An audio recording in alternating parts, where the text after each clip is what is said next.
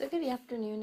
Today we're going to be focusing on the emergence of new monarchs in Europe, particularly in the new monarchs that emerged during the Renaissance in England, France, Spain, and the Holy Roman Empire.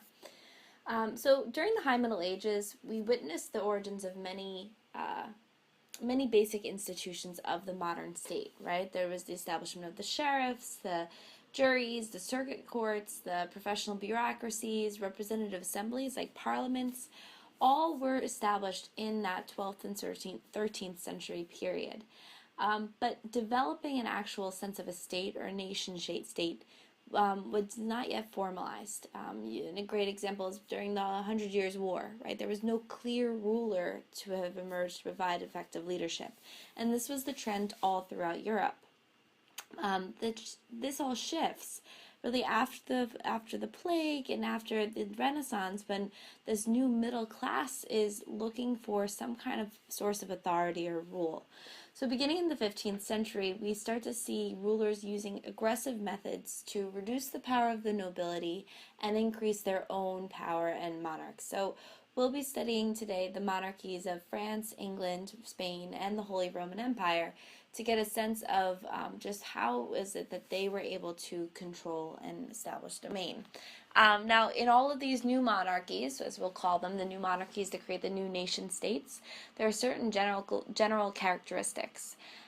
One is that they were there to ensure some kind of civil peace, right? Their job was there to ensure a common peace that was to serve all social classes and people within one territorial boundary. So the concept of a nation state, it's grounded within a territory, within a region, and no matter your social class, this one ruler is going to be looking over you. So it created like a common experience, common support. The middle class will be supporting the new monarch, and vice versa. The monarch will be looking for the middle class for that support. Because the townspeople didn't care if the monarch gained a lot of power. Parliament was really a stronghold of the rich, the nobles. And so the nobility were gaining a lot of power, so it was in the interest of the nobility, of the middle class, to be supportive of that monarch. Now, the king is also going to get new sources of money through taxes. We'll see that as a common trend in all of these regions. They'll also be building up a military for the most part. The common trend is to establish some kind of standing army, as well as take on new titles, such as calling themselves a sovereign or your majesty, or that sense of a new identity and new titles. So in England, we have Henry VI was right before the Hundred Years' War, and then after the Hundred Years' War, we have Edward IV coming into England. And they're important kings, but the one I want to first start with here is really Henry VII. So Henry VII, who rules from 1485 to 1509, he is emerging after the conflicts of the War of the Roses. So before him, we had Edward IV of York, and then Richard III, who ruled for a very brief period of time. And what Henry VI is able to do, Henry VII is able to do, is restore that prestige of the royalty, of the monarchy itself. And so he is going to try and actively seek to limit the rule of the nobilities. He's going to put the nobles on trial. He's going to set up a Star Chamber, a royal council, as a new court to control the nobility. And it was called that because of the blue stars in the ceiling in Westminster and where they met.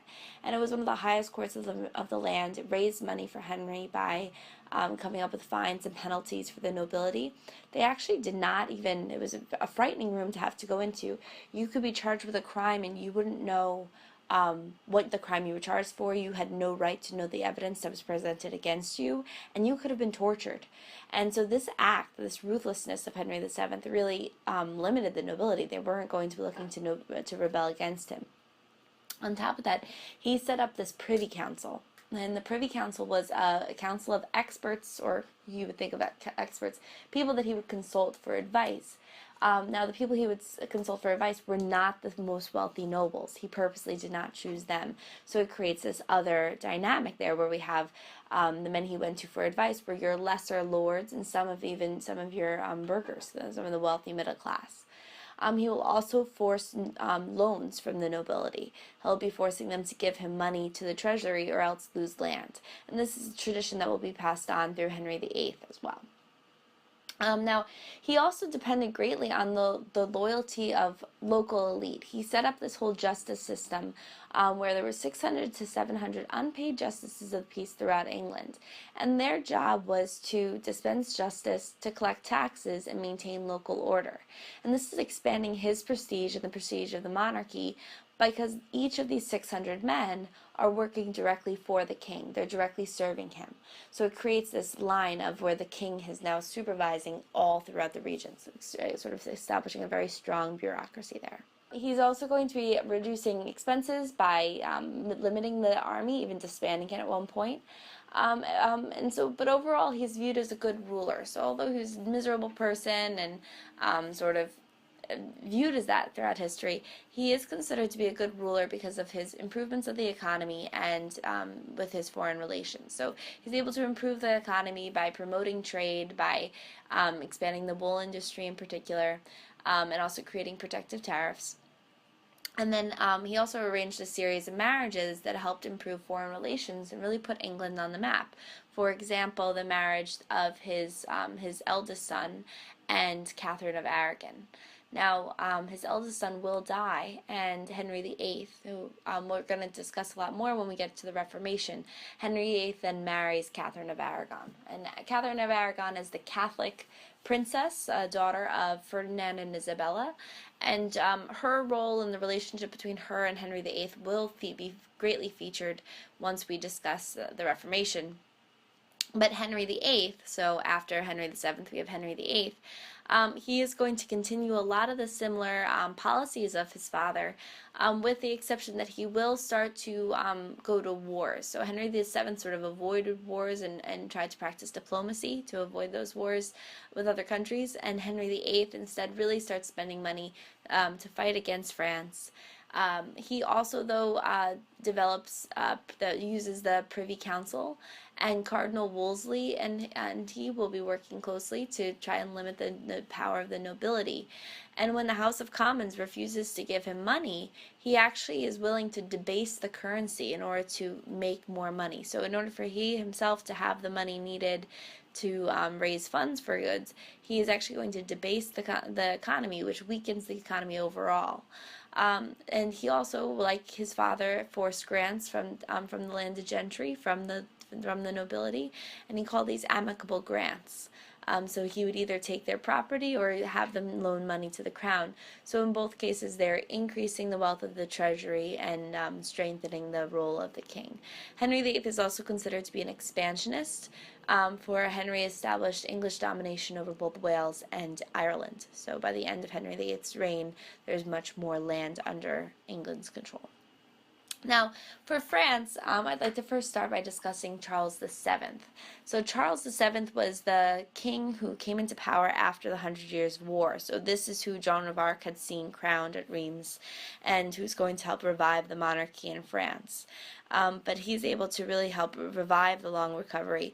And France at this point is not yet really united. So although we talk about how by the end of the 100 Years' War, France is one country, it's still, there's certain pockets of the map, if we look at the political boundaries of France as we know it today, that were not yet fully established. And part of what Charles VII is able to do is unite a lot of these areas that remained. Another thing that he does is he sets up two different taxes, a salt tax as well as a land tax, or the taille, Taille.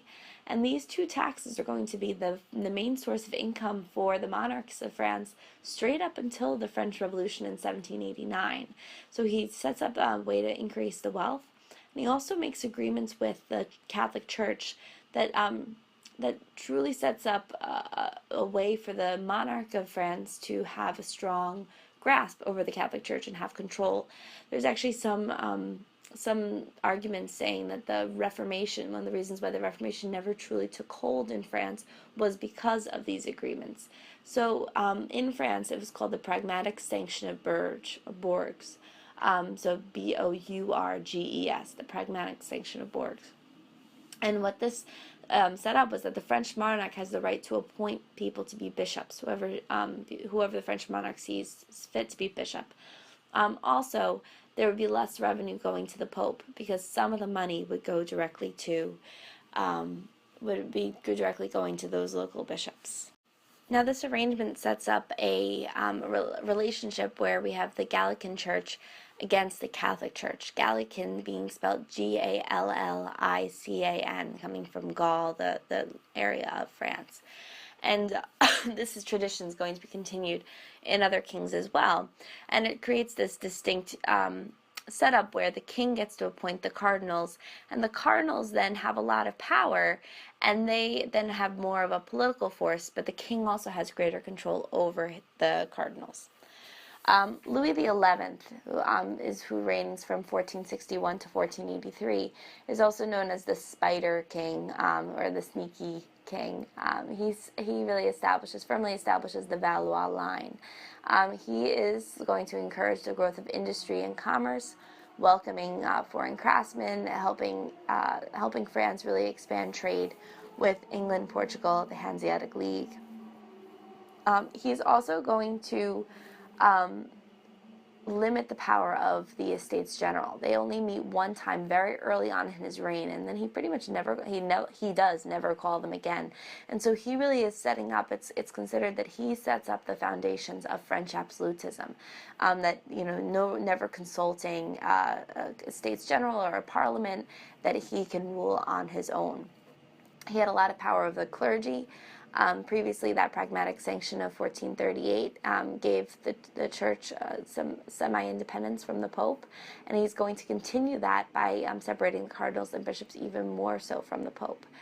Now, his one threat was Charles the Bold, or Duke of Burgundy, and he is going to be a ruler of the region of Burgundy in France, and attempt to create his own kingdom there. And he will be setting up a series of rebellions. He'll be fighting against Louis XI throughout this time.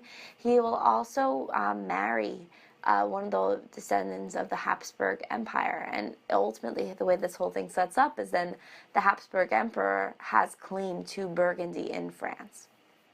Louis XII, who follows Louis XI, is going to form the League of Cabrai with the Holy Roman Emperor and the Pope. Now, this is really rare that they would ever work together, right? The Holy Roman Empire and France went to war against one another on multiple occasions over the boundaries between where you have France and the Holy Roman Empire intersecting. But at this point, they do end up getting along together in order to acquire the riches from Venice. And so there's going to be a series of invasions, and this is when you see France getting involved directly into the Renaissance by invading different Italian city-states. It's at this point in history when they're making these allegiances to get the riches from Venice and other city-states. He does work very closely with Pope Alexander VI, and they both use each other's power to strengthen their own to benefit. Francis I, from 1515 to 1547, he is considered to be a benevolent despot of the Valois dynasty. He really ruled with a lot of authority, and he will be the one who will build Fontainebleau, the beautiful palace in France. He is also considered to be an expansionist because he will send individuals such as Cartier to explore North America and start establishing the colonies there. And he sets up the Concordat of Bologna, which gives one yearly collection to the Pope, so one yearly lump sum of money to the Pope, but still the king can select his bishop. So it further supports, he's further continuing the tradition of increasing the power of the church through the monarchy. Francis I is also the man who will be going to war, to a series of wars with the Holy Roman Empire, known as the Habsburg Valois Wars. In Spain, there was no true sense of a kingdom of Spain. Actually, there was no real sense of Spain until right around the year 1700. However, the wedding in 1469 of Isabella of Castile and Ferdinand of Aragon was able to create a dynastic union of two royal houses. And those two royal houses joined together, although not truly politically united, they'll create a symbol of unity. And Spain as a whole, then peninsula, or the Iberian Peninsula, will then become united under the Catholic Church. And that's really how Ferdinand and Isabella really construct a lot of their policies for rule. When they brought their common political institutions together, they had separate courts, parliaments, in each of the different kingdoms. So so in each of those regions, they were supported by the middle class because they were trying to control the wealthy landed aristocracy. They'll be setting up a professional army, but the common feeling of a sense of Spain was through the Spanish Catholic Church. And so the leaders are going to try and create one Catholic unity. So at this point, we'll see the use of the Inquisition to try and drive out Moors as well as drive out Jews from Spain. So the Reconquista was a form of a real crusade that occurred in Spain to try and do a holy war against Muslims that were living there.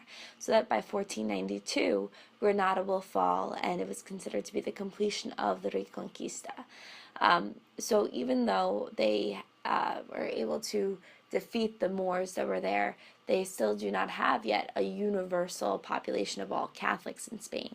Spain was one of the most diverse of all the countries that you would find in Europe, primarily because all the other countries during the medieval age had expelled the Jews out of their countries. They kicked them out. They didn't have permission to practice their faith there. There was zero religious tolerance. Meanwhile, Spain, predominantly because it was ruled by the Muslim countries, had a lot more acceptance and tolerance of Muslims and Jews, as well as Catholics living in the one country. So although 1492 marks a point of expulsion, it's also Spain is probably the most accepting of all European countries of differences. Now, Ferdinand and Isabella are going to be using the Inquisition as a means of increasing their own prestige. It will create a close relationship between them and their Pope, and to help overall increase their power and control. This we'll also get back to when we talk about the Counter-Reformation, because a lot of the Inquisition is revived around against the converts, against heretical movements during the Catholic Reformation. Now, the Holy Roman Empire and the Habsburgs, we're going to get into a lot more depth with them once we talk about the Reformation once again, because their whole empire was really the heartbed of all of the Reformation. But the Holy Roman Empire itself was really made up of 3 different states. And the Habsburg had direct control over the imperial free cities. There were 50 of them. They dominated the commercial and money powers of the Holy Roman Empire. So those were the regions where the Habsburg Empire, as the Holy Roman Emperors, had direct control and direct rule. And then there were princely states and ecclesiastical states. And these two, they had sort of a guidance power over, but no direct rule or direct control.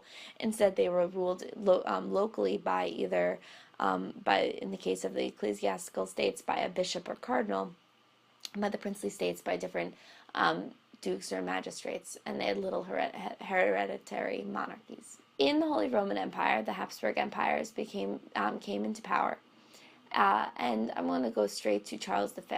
Now, through a series of marriages and who marries what and what marries who, Charles V, who was the Holy Roman Emperors of the Holy Roman Empire, becomes not just the heir to the Holy Roman Empire, but also the heir to Spain and to Burgundy. And so with these, this combined inheritance from his 4 different grandparents, Ferdinand, Isabella, Maximilian, and Mary of Burgundy, he is going to have an enormous amount of land under his control. And this, though, is going to cause a lot of issues for Charles V. He is going to be elected as Holy Roman Emperor. It was an elected position. However, the princes, it's still considered to be an hereditary position. So your most influential princes are going to elect the next in line to the throne. So it's very symbolic of an election. And he's going to be facing some really major issues or crises to the Holy Roman Empire as well as to Spain. So one was the Turks in the east. The Turks are going to be invading Central Europe at this time, expanding the Ottoman Empire's reach, and that will directly come into conflict with the borders of the Holy Roman Empire. The French, we have at the same time those the Valois Holy Roman Empire wars. So with Francis I there, he's going to be going to war against the Holy Roman Empire. There are also a series of problems within because the German princes are actively trying to control for themselves their own power, as well as the Reformation and Martin Luther, who are all pushing away. In Spain, we have the Inquisition still in play and some of the new challenges of that expanding empire. Overall, through war, through different political policies within their own countries, these new monarchs are going to be setting up reigns for themselves that are able to centralize their rule and create these new nation states bounded by specific political borders that we are more familiar with today. At this point, we'll just stop here for now. This information, you should use the notes, the additional information that I gave you alongside this podcast to help have a better understanding of this time. And also don't forget to read through Palmer about the development of the nation states. But as you can see, it's sort of a straightforward topic, and if you have any questions, feel free to ask on Tuesday. All right, have a great night.